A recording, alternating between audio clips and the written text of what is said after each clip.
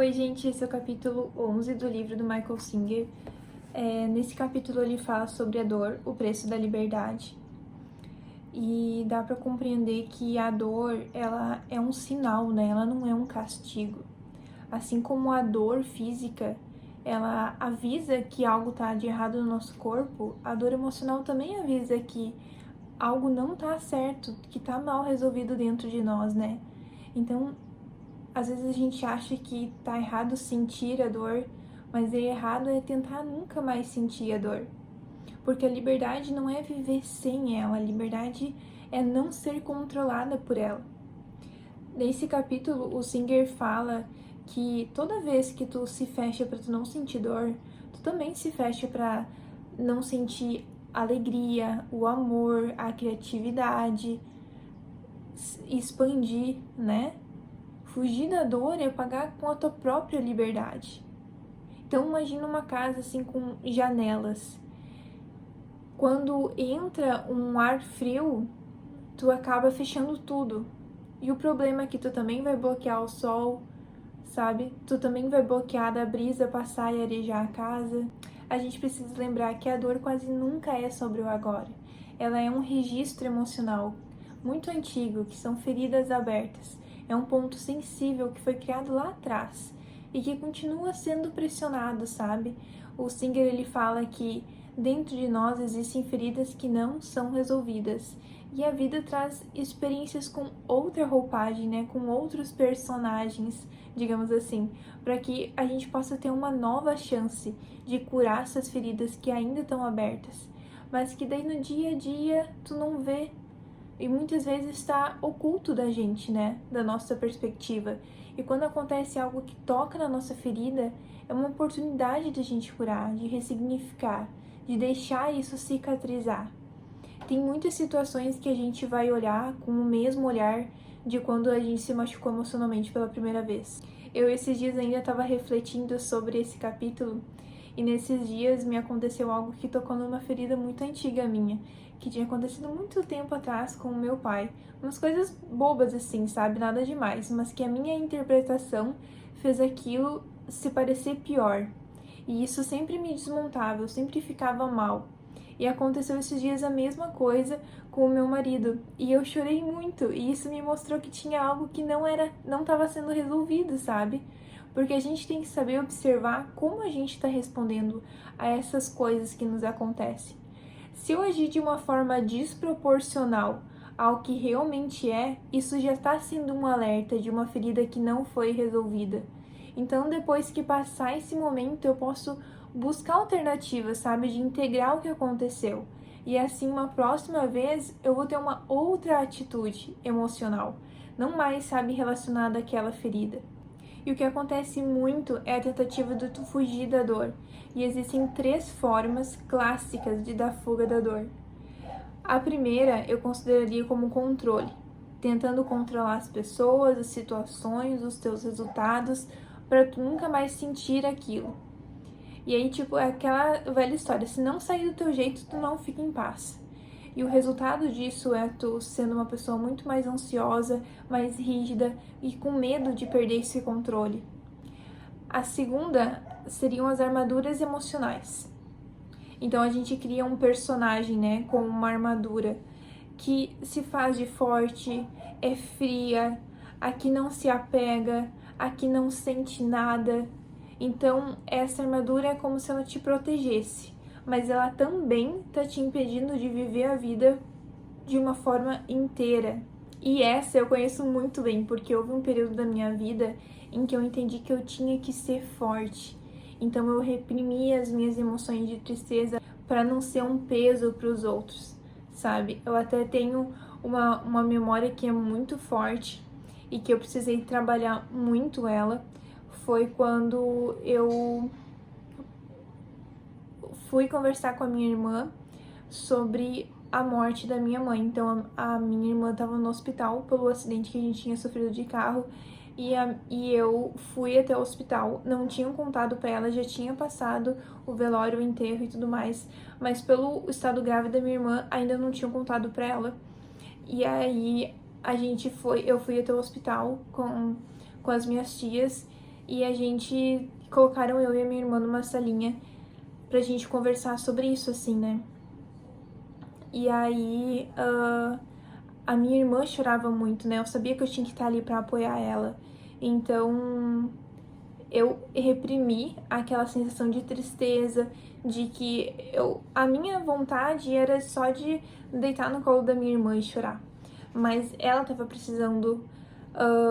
Eu interpretei, né, naquele momento que eu precisava ser mais forte, e de certa forma, sim, mas eu acabei estendendo essa forma de lidar com os meus sentimentos, então tudo que era negativo eu reprimia, até, até se criar uma máscara de superficialidade em relação aos meus sentimentos, então eu não sabia lidar com eles de uma forma verdadeira, sabe?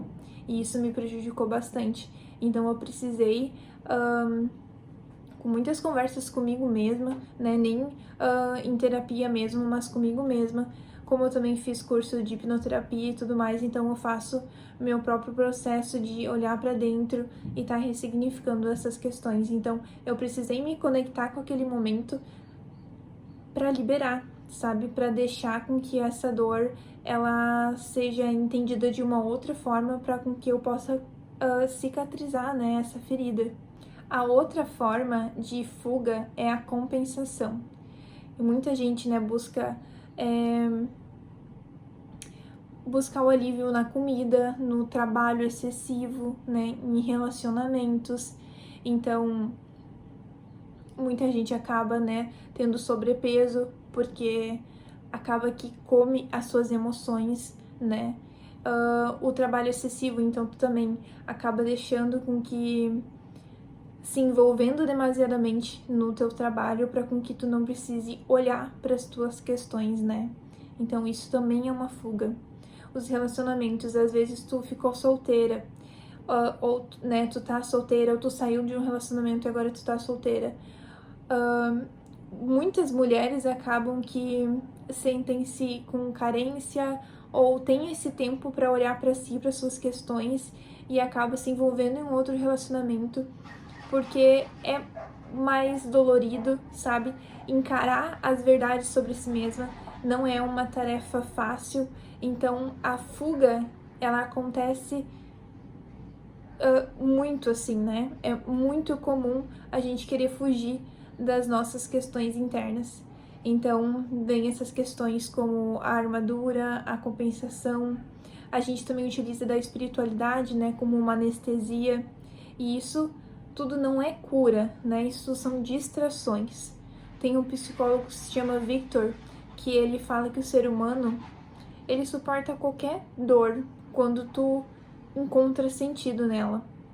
O que te destrói não é exatamente a dor, mas é a falta de significado. Então essa dor ela se mantém viva quando a gente revive, né, mentalmente os eventos que causaram essa dor, que nem no meu caso foi o acidente com a morte, sucessivamente com a morte da minha mãe, e outros eventos que aconteceram depois.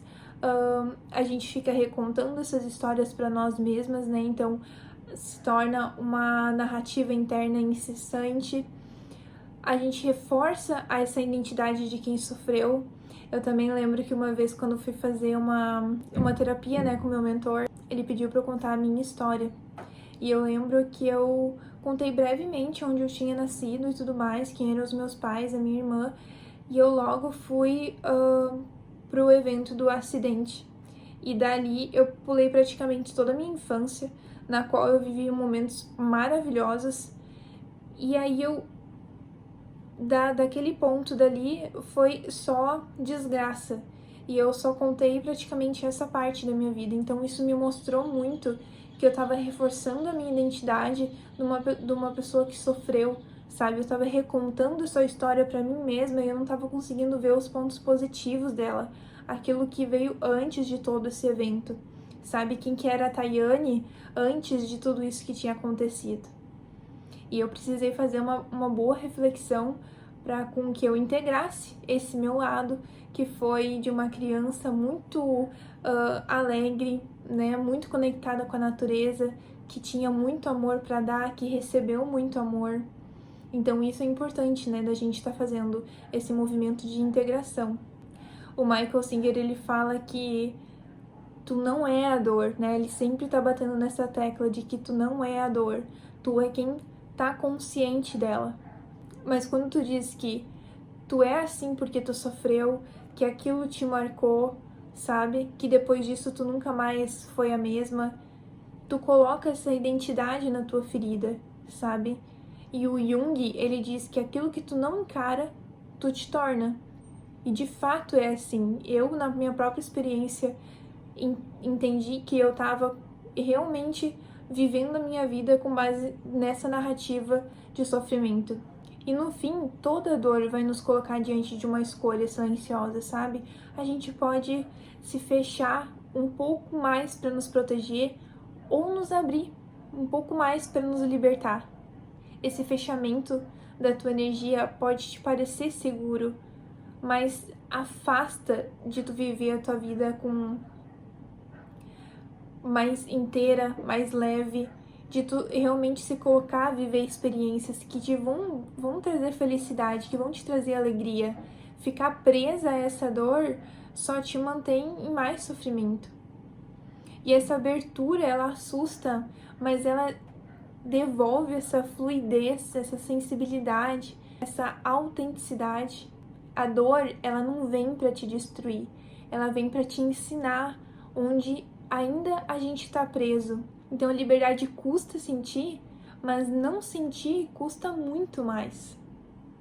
Custa a tua leveza, custa a tua espontaneidade, a tua capacidade de viver com teu coração aberto.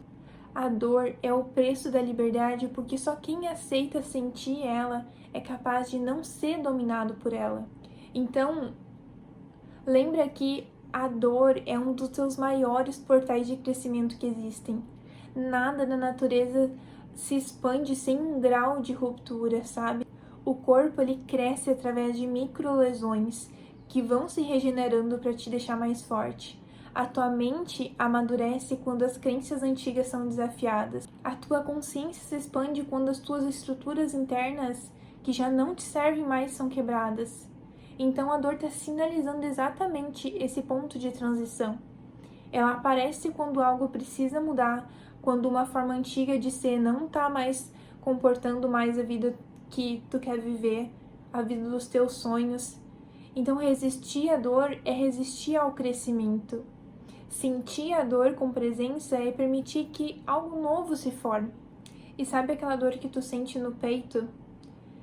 Essa dor é porque ainda existe uma dor emocional que ainda não foi encarada. E com autoconhecimento, com autoconsciência, trazendo esse olhar para dentro, para as tuas questões internas, com muita coragem, tu vai conseguir atravessar esse momento e liberar elas para viver uma vida mais leve. Então deixa aqui nos comentários qual é a dor que tu vai permitir liberar, sabe?